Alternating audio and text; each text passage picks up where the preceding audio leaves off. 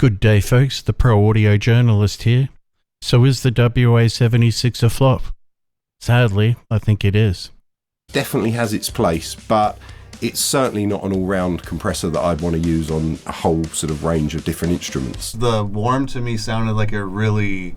I think it has that thing going on. It's like the top end went away, the sparkliness went away, and then there was like this kind of muddy, weird, it's like a weird EQ curve that sounds like, it just seems like something I'd hate to have So EQ we can later. go ahead and say we didn't like that one. Not a huge fan of that one. Yeah, no. Those things, of course, is an 1176. He always maintained the only really expensive part of an 1176 was the chassis, the case itself, which makes sense. I mean, it's, you know, it's a big piece of metal, it's folded in, and, you know, they're beautiful to look at. So the reality is like, that's an expensive thing, but the components inside are very, very inexpensive. Give your experiences and opinions in the comments section below. I had high hopes for the WA76, paying my $700, all geared up to compare it to a UA1176 Rev D when I got home. Sadly, the results weren't good. It just doesn't want to compress. On an original UA Rev D, it's perfectly sensitive. It just loves to compress, and you can slam that needle way down whenever you want to. With the WA76, you feel like you're fighting it. It's certainly not easy to dial in. It's a rather dirty sounding box. It's the compression behavior that's off.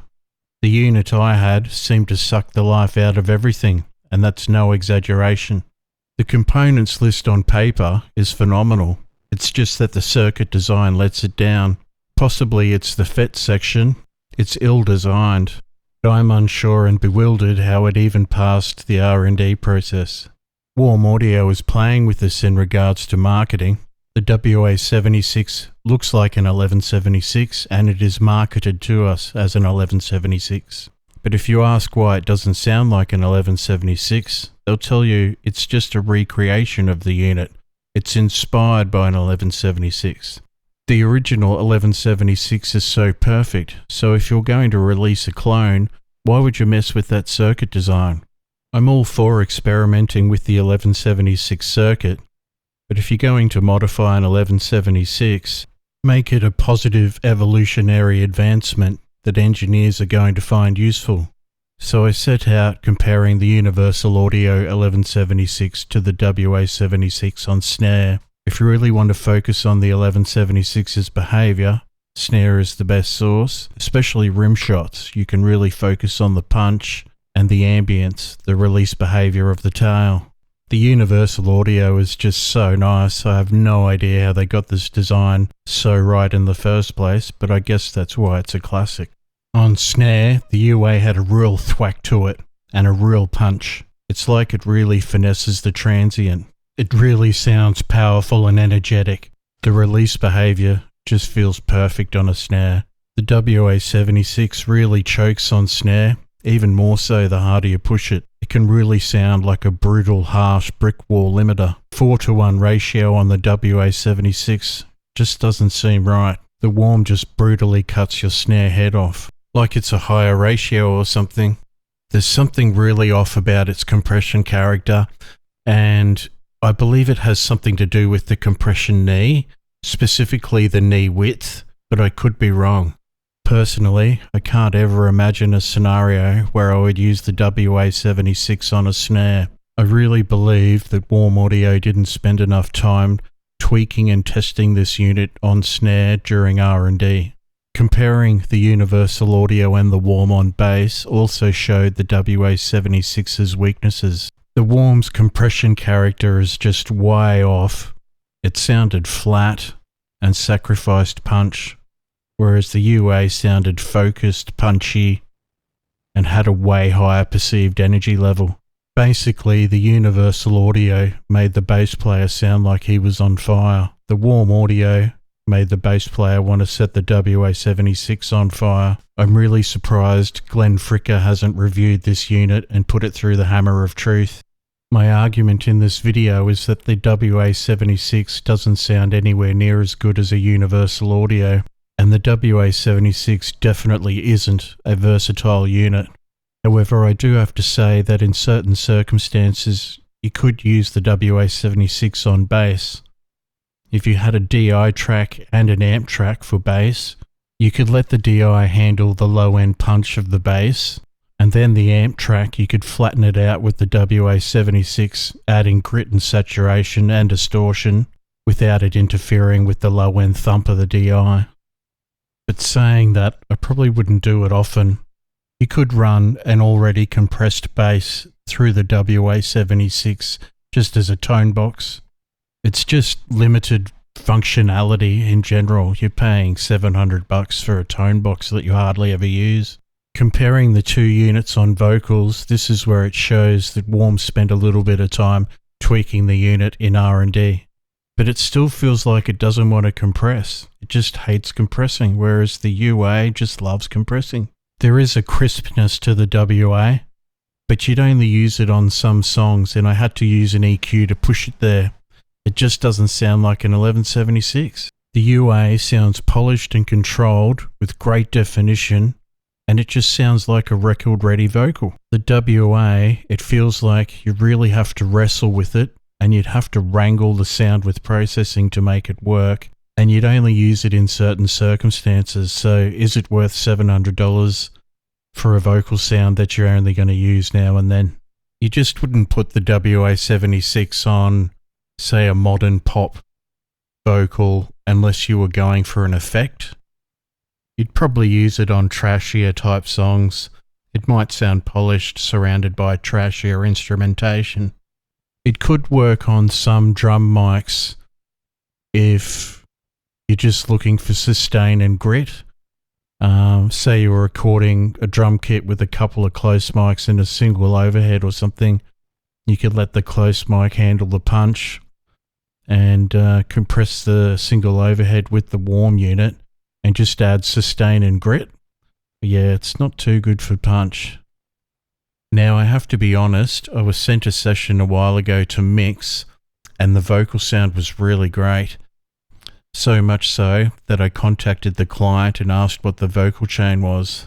It was a 1073, not sure what brand, into a Poltec, into two WA76 in series, and it really sounded great. So I'm contradicting myself now, but yeah, comparing the Warm to the UA, there's just no competition. On paper, the WA76 has so many things going for it.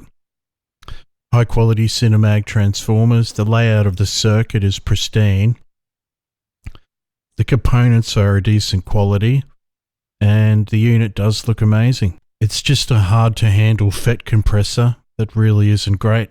Now, some people might be calling me a bit of a Warm Audio hater at this point, but I'm not trying to bash Warm Audio. From what I've seen from Bryce, I think he's a good guy, and I think that some of his products are really great. I just think that the WA76 isn't one of them. I was speaking with a well-known hardware builder, a manufacturer that we all know. I can't really reveal his name, but he was giving me his opinion on Warm Audio, and he said that some of Bryce's circuits are simply genius.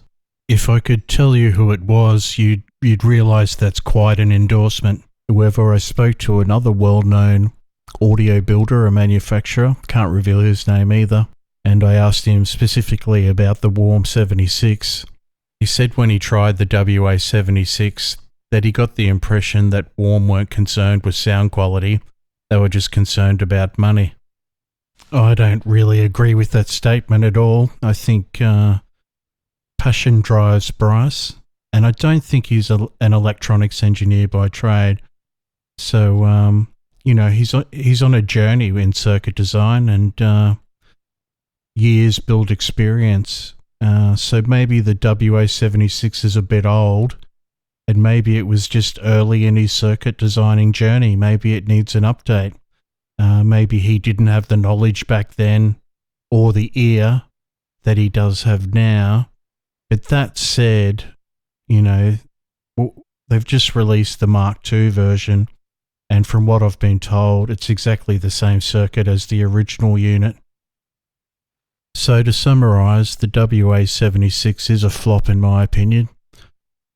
It's just a poorly designed FET compressor with saturation and distortion characteristics that can be utilized in a few different situations. Personally, I want something with better behavior, more punch, a better frequency response, and something that's more versatile. The WA76 doesn't change frequency response with compression, and it's the only 1176 on the market that doesn't do that. We need to stop making excuses for gear based on price. Saying that the Warm is only $700 so it's good for the money is just a cop-out. The components are great quality, so they're not the problem. The Cinemag transformers are great, so they're not the problem. The problem is with the circuit design. The Clark Technic compressor is twice as good a compressor, and it's a quarter of the price. So the argument of Warm being good for the money just doesn't fly. If anyone can tell me why manufacturers are releasing 1176s that don't sound like an original unit, please let me know in the comments below. I'm all for making advancements on units, but if it doesn't sound good, why bother releasing it? Don't mess with the good thing. If you release a unit that sounds identical to an original, it's going to sell like hotcakes. I'll be getting the Lindell Audio Lin 76 into the studio shortly to try it out, so look forward to that video coming soon. Owning and using a WA76 certainly isn't going to stop you from writing your #1 hit. For example, I'm sure this unit in the hands of Kurt Cobain would produce amazing results. Sometimes odd gear becomes legendary. Take everything I say with a grain of salt, and I still believe that Warm Audio is one of the most exciting companies in pro audio. If you're listening, Bryce, I'd sure love some 500 series, specifically 2254s, and I'd love to see you get into mastering gear, Sontec EQs, etc. Comment below if you have any ideas that you'd like to see Warm Audio release. I'm the Pro Audio Journalist. I'll see you in the next one.